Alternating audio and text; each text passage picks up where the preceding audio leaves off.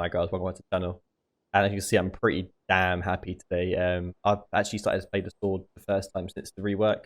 As most of you guys are aware, I've had a bit of a break from Dauntless, and I'm sort of like easing my way back into it. I got a bit dried out with the game, but this rework has really like enlightened me, and it's really made me happy in the way I think the game's turned out to be, especially for sword mains, because I really like using the sword. This is definitely a different take on the sword, and it feels completely different, but at the same time contradicting, and it feels very similar in way to the old sword.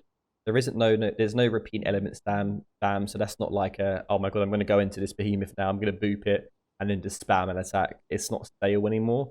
It's very fun. You feel pretty damn agile, but also it's rewarding to get the boops, even though it's really hard to get them. When you actually land them, it is so satisfying.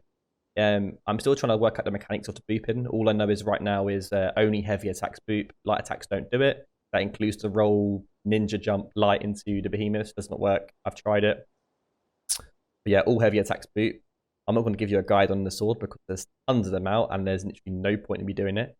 But what I can bring you guys is a really good build here, and actually involves a weapon which I don't think anyone has really put emphasis onto YouTube, and I think it's really unique and it's completely different to what people are normally using swords, and this is really good at the moment. Everyone thinks Boreas is the best ice sword. I haven't tried the Boreas too much. I've done about 3 hunts of it, and comparing that with the Pangar one, which is this build, I think Pangar's better, man. Maybe I'm wrong, but this build is really stagger heavy, and you can get a lot of overpower procs if done correctly and if you know your combos. I've spent a lot of time today learning the combos of the sword and proper like learning how to play it properly, and I've worked out a couple of like tips for myself, little tricks, and yeah, man, this build is really nice.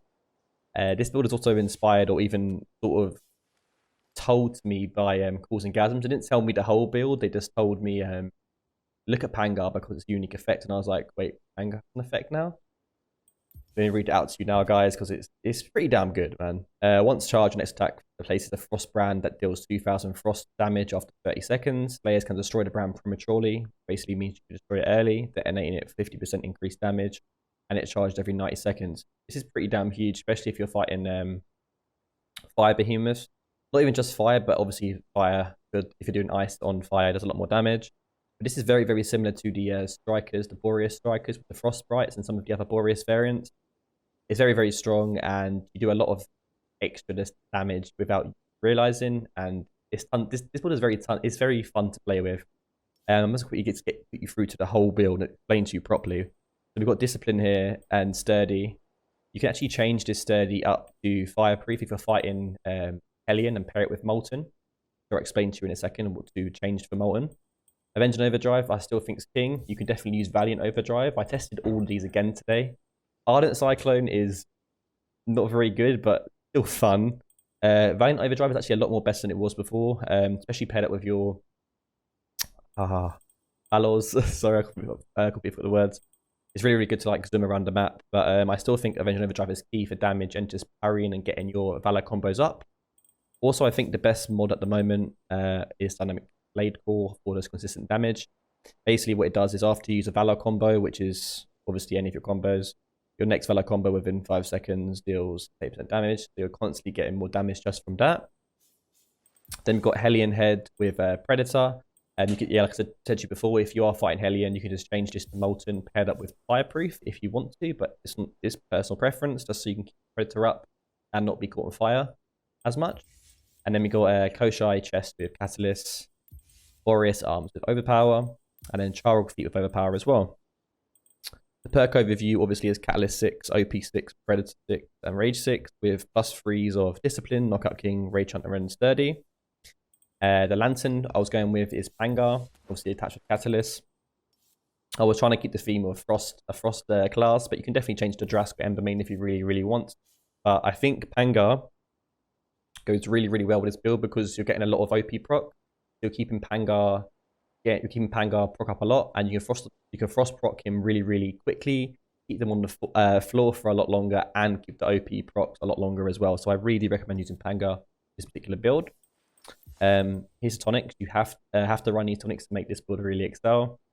Blitz, Frenzy, and Assault.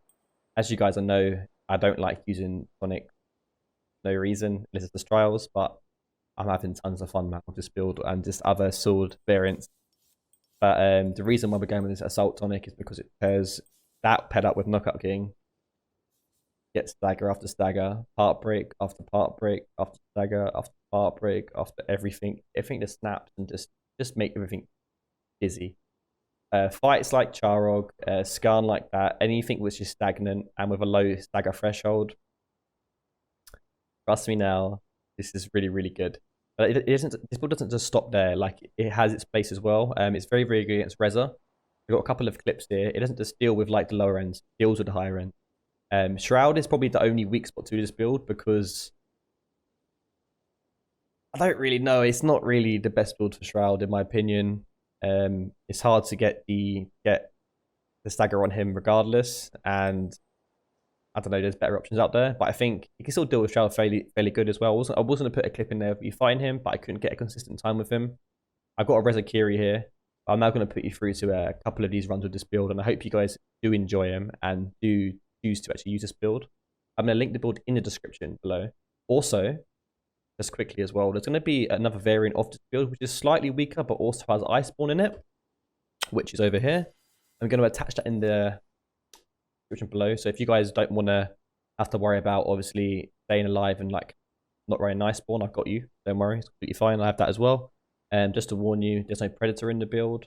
It's a lot more forgiving if you get hit, but also you sacrifice some damage. But hey ho, you also get an extra +3 rage hunter in that build, so it's still not bad at all.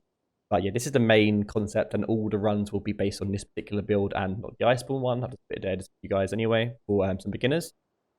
But yeah, if you like the video, feel free to like, subscribe if you're new, and enjoy the sword, man. Enjoy the build.